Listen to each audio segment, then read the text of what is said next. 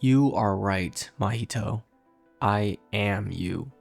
If I were to sum up Yuji Itadori's characterization across Jujutsu Kaisen in one word, it would be empathy. This is a trait of Yuji's that is shared by one of his shonen predecessors and one of the most empathetic characters in anime, Naruto Uzumaki. The more that you think about Yuji's and Naruto's characterization across their respective stories, you will find quite a lot of similarities. However, while Naruto's empathy allows him to fundamentally change the hearts of others through his infamous Talk no Jutsu ability, Yuji's empathy does something entirely different for the story of JJK. After giving it some thought and revisiting both series, I've concluded that Yuji Itadori's journey in JJK is actually a subversion of Naruto Uzumaki's journey. Yuji Itadori has essentially become the anti-Naruto.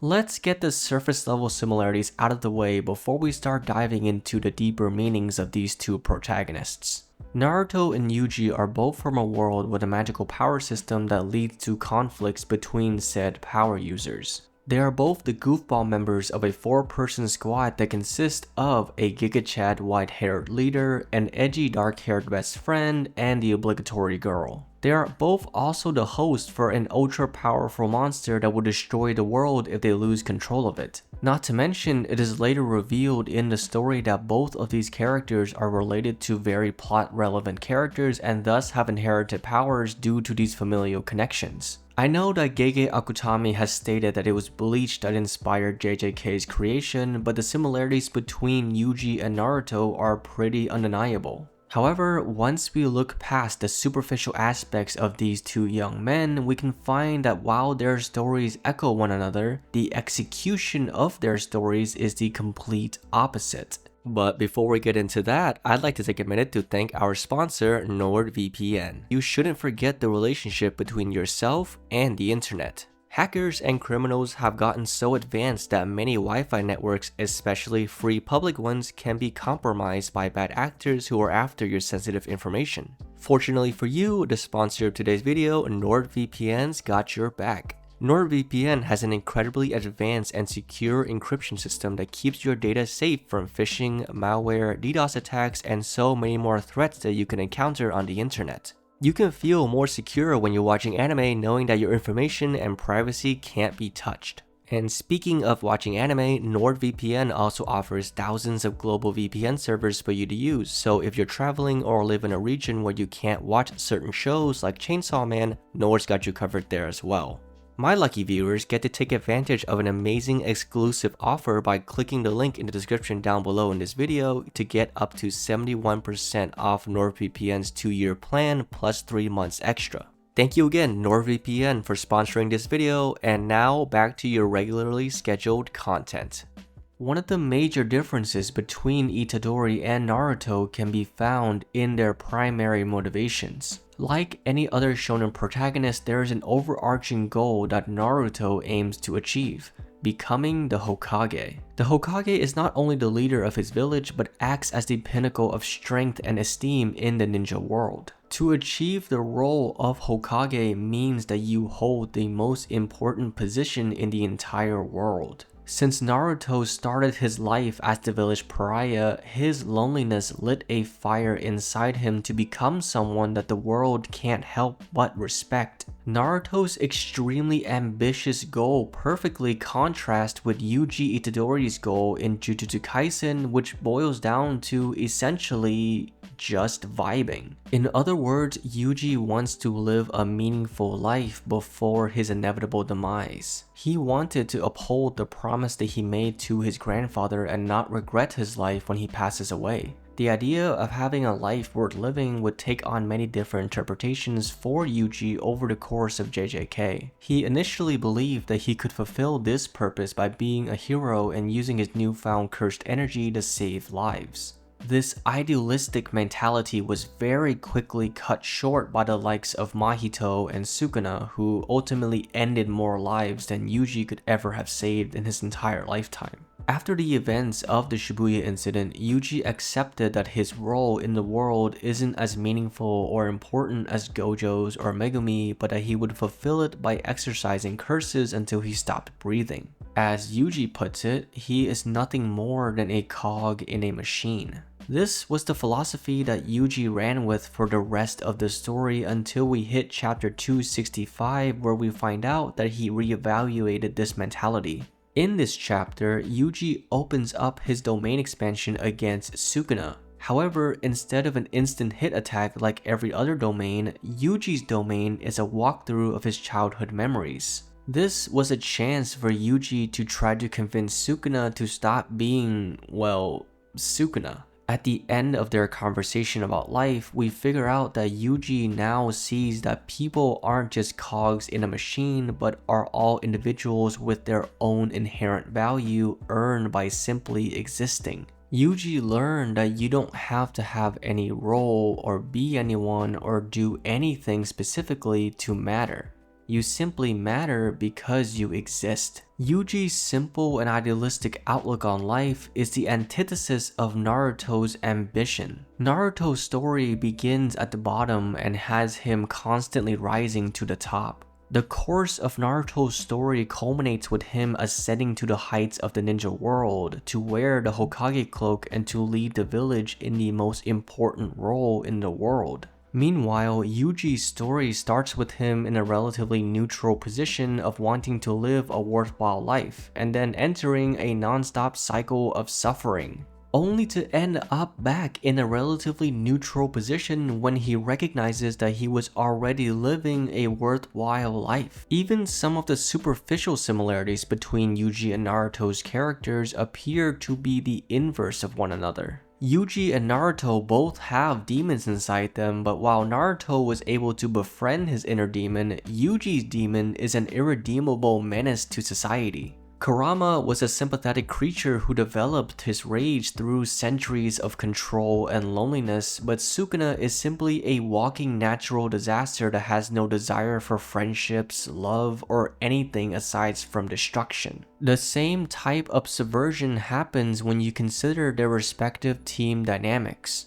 Nobara was simply a close friend who platonically admired Yuji, as opposed to the unhealthy one-sided crush dynamic that Naruto had going on with Sakura. Kakashi was a humble leader who empathized teamwork and is seemingly the complete opposite of Satoru Gojo, who is the walking embodiment of the word ego and whose iconic line is "I alone am the honored one." And then we have Megumi Fushiguro and Sasuke Uchiha. Sasuke is the most important person in Naruto's life. It is almost comical at this point just how far Naruto would go to get his husband to come back to the village. But Megumi? The difference between Sasuke and Megumi is the fact that Megumi didn't choose to turn against Yuji. Instead, Megumi had his body taken by Sukuna against his will, something that Orochimaru couldn't do to Sasuke. The difference comes down to personal choice and autonomy. Yuji was trying his hardest to bring back Megumi because Megumi never chose to become Sukuna. Naruto is trying his hardest to bring Sasuke back after he willingly chose to abandon the village and become an international criminal. It gets even deeper because not only do the circumstances in which the edgy best friend character turns evil gets reversed in either stories, but the way in which Naruto and Yuji go about rescuing their friend also speaks volumes about how their characterizations are the polar opposite of each other. Thanks to chapter 266 of Jujutsu Kaisen, we see a clear distinction between Naruto's struggle to get Sasuke back and Yuji's struggle to get Megumi back. Naruto is going to spam every single color of Rasengan he has in his arsenal and drag Sasuke back to the village even if he had to break every bone in his body.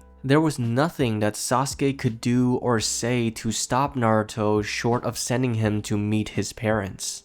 Yuji, in chapter 266, openly admits to Megumi that he has no right to tell him that he should want to live after experiencing the continuous cycle of despair they've been through together. Chapter 266 shows us that Yuji came to understand why people chose to end things and let go rather than endure tremendous amounts of pain for a chance at a better outcome. Since Yuji was born stronger and more durable than most people, he couldn't understand why his grandpa rejected treatments for his illness in order to avoid the side effects. Now that he has been through Shibuya and the events of the Culling Games, his eyes are open to how horrible a continuous reality of pain and despair truly feels. Yuji needed to enter his cycle of suffering so that he could understand the suffering of others and rationalize why they do the things that they do. And so he tells Megumi that he has done enough, that he can let go, and that he isn't going to force Megumi to continue enduring the suffering. Instead of forcing Megumi to stay, instead of dragging him back from the abyss, instead of imposing his own will onto Megumi,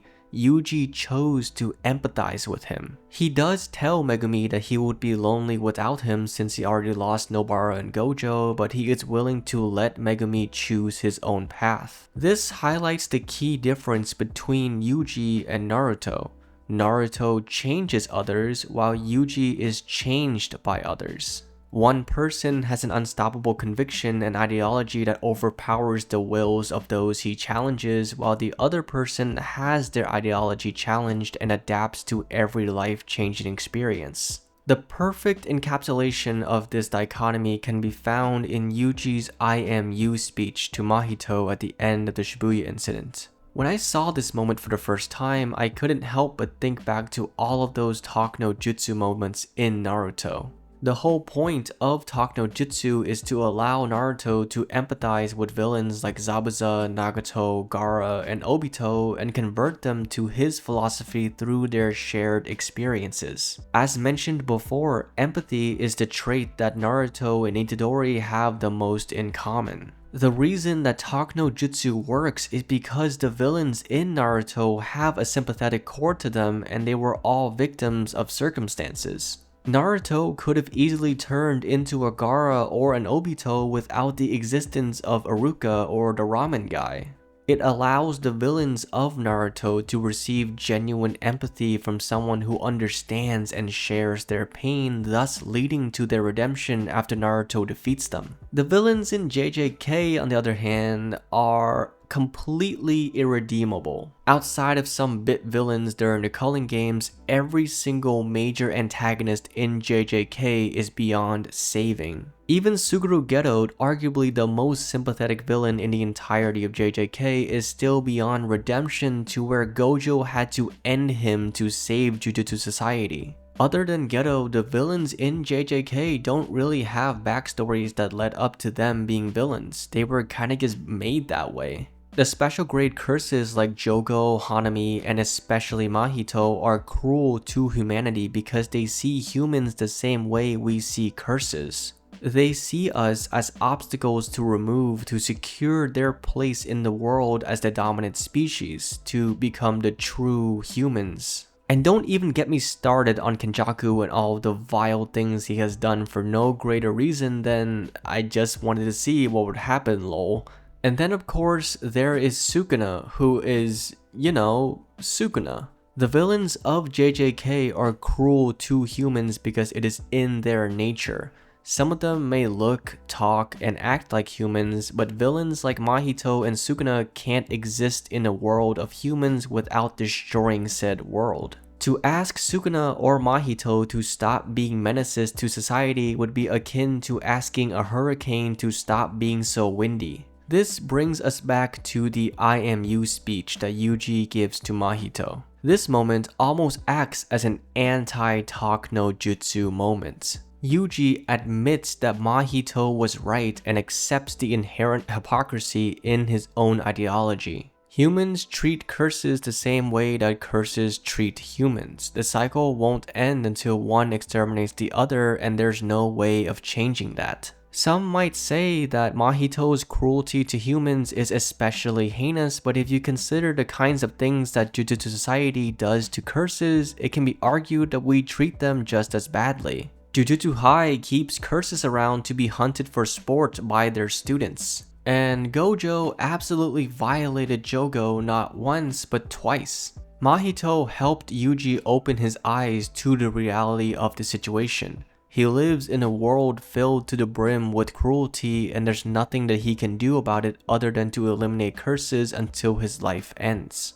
The I am you speech feels like it is more of a way to convince himself of that fact more so than Mahito. Similarly to Naruto, the speech shows Yuji's capacity to understand the feelings of others and empathize with their place in the world. However, the twist is that rather than changing the villain's heart, Yuji's heart is changed as he accepts his role as the cog in the machine of JJK's world. Yuji's domain expansion also feels reminiscent of Attack no Jutsu. His and Sukuna's pleasant walk down Yuji's memory lane has a similar vibe to the constant, and I mean constant, flashbacks we get from Naruto as he tries to convince his enemies that he too felt their pain. If Naruto were to get a domain expansion, it would be exactly like this. A constant stream of flashbacks that forces his opponent to connect with him on an emotional level. Honestly, if Yuji happened to pass an empty swing, you could have mistaken that chapter for one from Naruto. However, Yuji's attempt to get Sukuna to see the inherent value of human life falls flat on the King of Curses because, as mentioned before, you can't convince a hurricane to stop being windy. So, what does this all mean?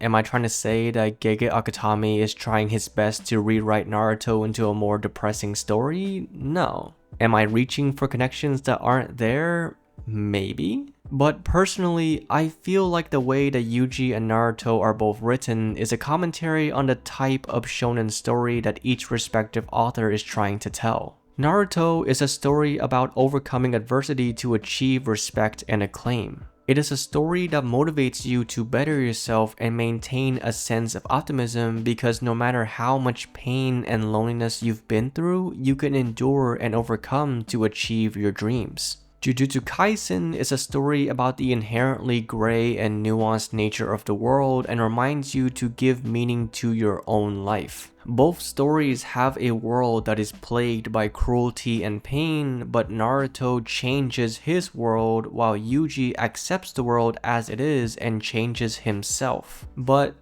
what do you think? Is Naruto's approach too idealistic? Is Yuji's approach too pessimistic? Do you notice any other parallels between these two shonen protagonists? Let me know your opinions in the comments down below, and as always, don't forget to like and subscribe, and I'll catch you next time with some more lukewarm takes.